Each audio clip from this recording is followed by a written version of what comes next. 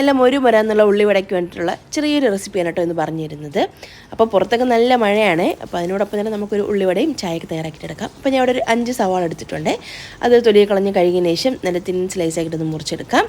ഇതിലേക്ക് ഞാൻ ഇപ്പോൾ എടുത്തിട്ടുള്ള ഈ 1 സ്പൂൺ 2 സ്പൂൺ മൈദാമാവും പിന്നെ അതേ സെയിം സ്പൂണിന് 1 സ്പൂണ് കടലമാവും പിന്നെ 1 സ്പൂൺ അരിപ്പൊടിയും 1 ടീസ്പൂൺ ഉപ്പും 1 ടീസ്പൂൺ കാശ്മീരി ചില്ലി പൗഡറും ഇത്രയും മാത്രം മതി. വേറെ ഒന്നും ചേർക്കുന്നില്ല കേട്ടോ ഇതിലേക്ക് ഞാൻ. എന്നിട്ട് കൈ കൊണ്ട് നല്ല രീതിയിൽ തന്നെ ഒന്ന് കുഴച്ചെടുക്കുന്നുണ്ട്. അപ്പോൾ ഒട്ടും തന്നെ വെള്ളം ചേർക്കാതെ ഇതുപോലെ ഒന്ന് കുഴച്ചൊന്ന് റെഡിയാക്കിയിട്ടൊന്ന് മാറ്റി വയ്ക്കാം. ഇനി നമുക്ക് ഇതുപോലെ കയ്യിലൊന്ന് പിടിക്കാനായിട്ടൊന്ന് കിട്ടണം കേട്ടോ. ആ ഒരു പാകം വരെ നമുക്ക് നന്നായിട്ടൊന്ന് കുഴച്ചൊന്നെടുക്കാം. ഒട്ടും തന്നെ വെള്ളം ചേർക്കല്ലേ.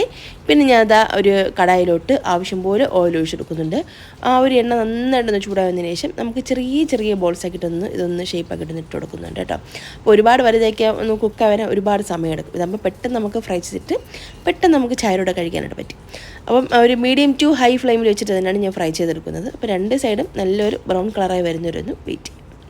അപ്പോൾ 2 സൈഡും ഏകദേശം തിരിച്ച് മറിച്ചിട്ട് നല്ലൊരു കളറായി വന്നതിന് ശേഷം നമുക്കിത് എണ്ണയിൽ നിന്ന് കോരി മാറ്റാം.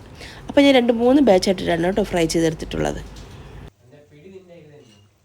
ഇതിപ്പോൾ നമ്മൾ കൂടുതൽ മൈദാമാവ് ചേർത്തിട്ട് തയ്യാറാക്കി എടുക്കുന്നതുകൊണ്ട് തന്നെ നല്ല ക്രിസ്പി ആയിരിക്കും. പെട്ടെന്ന് ഇത് ഫ്രൈ ആയി കിട്ടുകയും ചെയ്യും കേട്ടോ. അപ്പോൾ അതാണ് കേട്ടോ ചെറിയൊരു ടിപ്പ് ഇതിലുള്ളത്. പിന്നെ ഇതാ നല്ല കടുപ്പവും മധുരമൊക്കെ ഉള്ളൊരു ചായയും പിന്നെ പുറത്ത് നല്ല അസാധ്യ മഴയാണ്.